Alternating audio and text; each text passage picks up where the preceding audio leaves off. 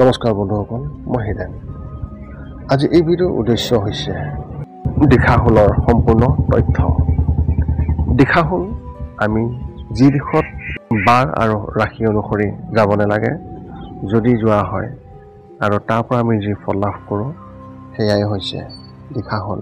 প্ৰথমে মোৰ চেনেলটো আপোনালোকে ছাবস্ক্ৰাইব কৰি ল'ব, যাতে মোৰ পিছৰ ভিডিঅ'বিলাক আপোনালোকে সহজে লাভ কৰিব পাৰে। লগতে মোৰ ভিডিঅ' যদি ভাল লাগে তেন্তে লাইক আৰু শ্বেয়াৰ কৰিব, কমেণ্ট কৰি আপোনালোকৰ মনোভাৱ প্ৰকাশ কৰিব। এতিয়া মূল বিষয়। দিশাহুল এনে এক তথ্য, যি তথ্য আমি সকলোৱে জনাটো অতি প্ৰয়োজন। কাৰণ আমি যিকোনো সময়ত যিকোনো দিশত যাবলগীয়া হয় আৰু সেইকাৰণে আমি কিছু ফল লাভ কৰোঁ, যি ফল শুভও হ'ব পাৰে, অশুভও হ'ব পাৰে। যদি আমি অশুভ সময়ত অশুভ দিশত যাওঁ আৰু যি ফল লাভ কৰোঁ, সি যদি বেয়া ফল হয় তেন্তে আমাৰ কাৰণে অতি ক্ষতিকাৰক। আৰু ইয়াৰ উপায় হিচাপে আপোনালোকে এই ভিডিঅ'টোতেই লাভ কৰিব। ভ্ৰমণৰ সুযোগে আমাৰ হৃদয়ত আনন্দ আৰু নতুন আশা জাগ্ৰত কৰে। নতুন দিগন্ত আৰু অভিজ্ঞতাৰ প্ৰতি আমাক আকৰ্ষণ কৰে। ব্যৱসায় হওক, শিক্ষামূলক কামতেই হওক, কৰ্মসংস্থাপনৰ আশংকাই হওক বা প্ৰতিটো যাত্ৰাত আমি নামি পৰা উদ্দেশ্য থাকে। এই লক্ষ্যবোৰ কেৱল আমাৰ বাবে লক্ষ্য নহয়, আমাৰ সুখ আৰু জীৱিকাত প্ৰত্যক্ষভাৱে প্ৰভাৱ পেলায়। বা এইটোৱে ক'ব পাৰি যে এই উদ্দেশ্যসমূহৰ পূৰ্ণতাই আমাৰ জীৱনৰ ভৱিষ্যতৰ দিশ নিৰ্ধাৰণ কৰে। তথাপি সপোন বাস্তৱিকত কৰাৰ উত্তেজনাৰ মাজত অনিশ্চয়তাৰ চিন্তাই কেনেবাকৈ আমাক হৃদয় চুই যায় আৰু আমাৰ উৎসাহক শ্লান কৰে। অভাৱনীয় বাধাৰ ওপৰত উজুতি হোৱাৰ সম্ভাৱনাই আমাৰ পৰিকল্পনাক আমাৰ পথৰ পৰা নমাই আনিব পাৰে। সেয়েহে আমি ভগৱানৰ নাম হৃদয়ত লৈ থাকোঁ আৰু লগতে ঘৰৰ পৰা ওলাই যোৱাৰ আগতে তেওঁৰ আশীৰ্বাদ বিচাৰোঁ, যাতে আমাৰ কাম সফল হয়। মহাজাগতিক প্ৰভাৱৰ বিশাল ক্ষেত্ৰখনত ডাইৰেকশ্যনেল বেৰিজ অৰ্থাৎ দিশাহুল নামৰ এটা পৰিঘটনা আছে, যিয়ে নিৰ্দিষ্ট দিশ আৰু দিশৰ ওপৰত ভিত্তি কৰি আমাৰ ভ্ৰমণৰ পথত বিশেষভাৱে প্ৰভাৱ পেলাব পাৰে বুলি বিশ্বাস কৰা হয়। জ্যোতিষ আৰু ভ্ৰমণৰ ক্ষেত্ৰত বিজ্ঞানেৰে ভৰা এই ভিডিঅ'টোত আমি আপোনালোকক আৰু অধিক কম দিশগত বাধা বা দিশহুলৰ ওপৰত ভিত্তি কৰি এই ভিডিঅ'টো বিশেষভাৱে প্ৰস্তুত কৰা হৈছে আৰু শুভ আৰু অশুভ দিশৰ বিষয়ে বিশেষ তথ্যও আগবঢ়োৱা হৈছে। লগতে আমি আপোনাক দিশাহুলৰ প্ৰভাৱৰ পৰা হাত সাৰিবলৈ লোৱা বিশেষ ব্যৱস্থাৰ জ্ঞান আগবঢ়োৱা হৈছে। দিশগত বাধা অৰ্থাৎ দিশাহুল আৰু আমাৰ ভ্ৰমণত ইয়াৰ গভীৰ প্ৰভাৱ বিশেষভাৱে চেষ্টা কৰা প্ৰয়োজন।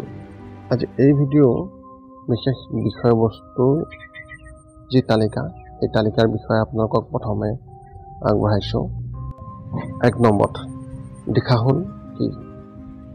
2 নম্বৰত কোনটো দিশত যাত্ৰা কৰিলে দিশহাৰা হয়? 3 নম্বৰত দিন আৰু দিশৰ ওপৰত ভিত্তি কৰি দিশাহুল চাৰ্ট বা দিশ চক্ৰ। 4 নম্বৰ হৈছে চন্দ্ৰ ৰাশিৰ ওপৰত ভিত্তি কৰি দিশ নিৰ্ণয় কৰা। 5 নম্বৰ হৈছে দিশৰ কলিকৰ প্ৰভাৱ কেনেকৈ হ্ৰাস কৰিব পাৰি। এই তালিকা অনুসৰি এতিয়া আপোনালোকে জানি লওক দিশাহুল কি। জ্যোতিষৰ ক্ষেত্ৰখনত দিশাহুলৰ ধাৰণাটোৰ আশে পাশে ঘূৰি থাকে। নিৰ্দিষ্ট দিনত কিছুমান দিশত যাত্ৰা কৰাৰ সময়ত প্ৰত্যাহ্বানৰ সৃষ্টি কৰিব পাৰে, যাৰ ফলত আমাৰ প্ৰচেষ্টা সফলভাৱে সম্পূৰ্ণ হোৱাৰ সম্ভাৱনা অত্যন্ত প্ৰবল। শব্দটো হৈছে দিশা আৰু হুলৰ পৰা উদ্ভৱ হৈছে, য'ত দিশাৰ অৰ্থ হৈছে সপষ্ট, যি দিশত যাত্ৰা কৰি আছে, আৰু চুল, যিটো অৰ্থ হৈছে ই নিৰ্দিষ্ট সময়ত নিৰ্দিষ্ট দিশত যাত্ৰা কৰাৰ সময়ত বাধাৰ সন্মুখীন হোৱা ধাৰণাটোক আণ্ডাৰলাইন কৰিছে। এতিয়া আপোনালোকে জানি লওক কোনটো দিনত কোনটো দিশত যাত্ৰা কৰিলে দিশ পালমাৰ সৃষ্টি হয়। দিশা হ'লে নিৰ্দিষ্ট দিনত আৰু নিৰ্দিষ্ট দিশত ইয়াৰ প্ৰভাৱ স্পষ্ট কৰে, যাৰ ফলত আমাৰ যাত্ৰাৰ উদ্দেশ্য অসফল হ'ব পাৰে।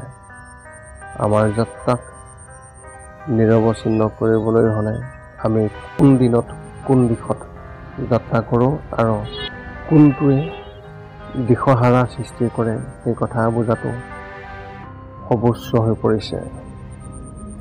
গতিকে দিশাহুলৰ প্ৰভাৱৰ সৈতে জড়িত দিন আৰু দিশসমূহৰ ওপৰত আলোকপাত কৰাটো অত্যন্ত প্ৰয়োজন, যিটো আপোনালোকেও জনাটো অত্যন্ত প্ৰয়োজন। আহকচোন ইয়াৰ সম্পূৰ্ণ তথ্য আপোনালোকে জানি লওক। দিন আৰু দিশৰ ওপৰত ভিত্তি কৰি দিশাহুলৰ যি চাৰ্ট, এই চাৰ্ট আপোনালোকে জানি লওক। আপোনালোকে সোমবাৰ আৰু শনিবাৰ পূব দিশ, শুক্ৰবাৰ আৰু ৰবিবাৰ পশ্চিম দিশ, মঙলবাৰ আৰু বুধবাৰ উত্তৰ দিশ আৰু বৃহস্পতিবাৰ দক্ষিণ দিশ। সোমবাৰ বৃহস্পতিবাৰ আগ্নেয় অৰ্থাৎ দক্ষিণ পূবত, ৰবিবাৰ আৰু শুক্ৰবাৰ হৈছে নৈಋত কোণ অৰ্থাৎ দক্ষিণ পশ্চিমত, মঙলবাৰ হৈছে উত্তৰ পশ্চিম আৰু বুধ আৰু শনিবাৰ হৈছে ঈশান কোণ অৰ্থাৎ উত্তৰ পূব কোণ। চন্দ্ৰৰাশিৰ ওপৰত ভিত্তি কৰি এই দিশ নিৰ্ধাৰণ দিশাহুলৰ প্ৰভাৱ চন্দ্ৰৰাশিলৈকে বিস্তৃত হৈ শুভ আৰু অশুভ ফলবোৰ অধিক স্পষ্টভাৱে সূচায়। দিশ হিচাপে পূব দিশ, ৰাশি হিচাপে মেঘ, সিংহ, ধনু ৰাশি। দক্ষিণ দিশ অনুসৰি বৃষ, কন্যা, মকৰ ৰাশি। পশ্চিম দিশ অনুসৰি মিথুন, কুম্ভ ৰাশি। উত্তৰ দিশ অনুসৰি কৰ্কট, বৃশ্চিক আৰু মীন ৰাশি। এতিয়া আপোনালোকে জানি লওক দিশাহুলৰ প্ৰভাৱ কেনেকৈ কম কৰিব পাৰি। আমি কেতিয়াবা এনেকুৱা হওঁ যে আমি অজানিতে কোনো বিশেষ দিনত অশুভ দিশত যাত্ৰাত নামি যাওঁ, বা কিবা জৰুৰী কামৰ বাবে আমি যাত্ৰা কৰিবলৈ বাধ্য হওঁ। এনে পৰিস্থিতিত দিশা হ'লে আমাৰ যাত্ৰাত বিশেষভাৱে প্ৰত্যাহ্বান সৃষ্টি কৰিব পাৰে, কিন্তু কোনো ক্ষতি নোহোৱাকৈ এই প্ৰত্যাহ্বানসমূহ অতিক্ৰম কৰাৰ কিছু সমাধান আছে। গতিকে এনে কিছুমান সমাধান আমি আপোনালোকক এই ভিডিঅ'টোত জনাব বিচাৰিছোঁ, যিয়ে আপোনাক আপোনাৰ পথত থকা প্ৰত্যাহ্বানসমূহ অতিক্ৰম কৰাত সহায় কৰিব। ৰবিবাৰে সূতাপাত, সোমবাৰে দাপোন চোৱা, মঙলবাৰে গুৰ, বুধবাৰে ধনিয়া, বৃহস্পতিবাৰে জিৰা, শুক্ৰবাৰে দৈ আৰু শনিবাৰে আদা সেৱন কৰি সেই দিশৰ লগত জড়িত দিশাহুলৰ যি দুখ তাক কম কৰিব পাৰে। যেতিয়া বাকী সকলো বিফল হয় আৰু আগন্তুক পথত দিশাহুলৰ বিপদৰে ভৰা যেন লাগে, তেতিয়া আপুনি আপোনাৰ যাত্ৰাত এই ভিডিঅ'ত উল্লেখ কৰা প্ৰতিটো প্ৰতিকাৰমূলক উপাদানসমূহৰ সাৰমৰ্মক তাবিজ হিচাপে লৈ যাব পাৰে।